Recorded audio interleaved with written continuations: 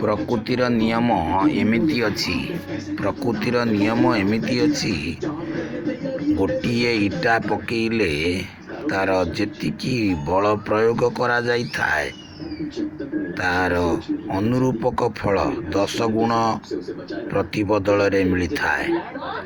ଯଦି ଆମେ ଦୁଃଖ ବୁଣିବା ଦୁଃଖ ହିଁ କାଟିବା, ସୁଖ ବୁଣିଲେ ସୁଖ ହିଁ କାଟିବା, ଧାନ ବୁଣିଲେ ଧାନ ହିଁ କାଟିବା, ଗହମ ବୁଣିଲେ ଗହମ ହିଁ କାଟିବା।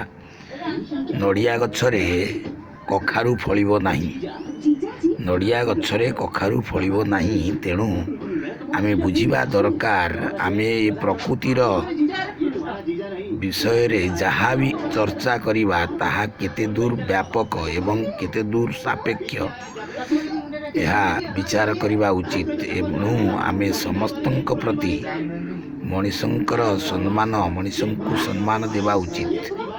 ମଣିଷଙ୍କର ଚିନ୍ତାଧାରା ଓ ମଣିଷଙ୍କର ବୁଦ୍ଧିବୃତ୍ତିକୁ ସମ୍ମାନ ଦେବା ଉଚିତ। ତେଣୁ ନିଜର ପରିବାର ସହିତ ତଥା ଅନ୍ୟାନ୍ୟ ସମସ୍ତଙ୍କ ସୁଖ ଶାନ୍ତି ସମୃଦ୍ଧିରେ ନିଜକୁ ଭାଗୀଦାର ମନେ କରିବା ସହିତ ଉପକାର ଚିନ୍ତା କରିଲେ ନିଜର ଫଳ ପ୍ରତିଫଳନ ହୁଏ।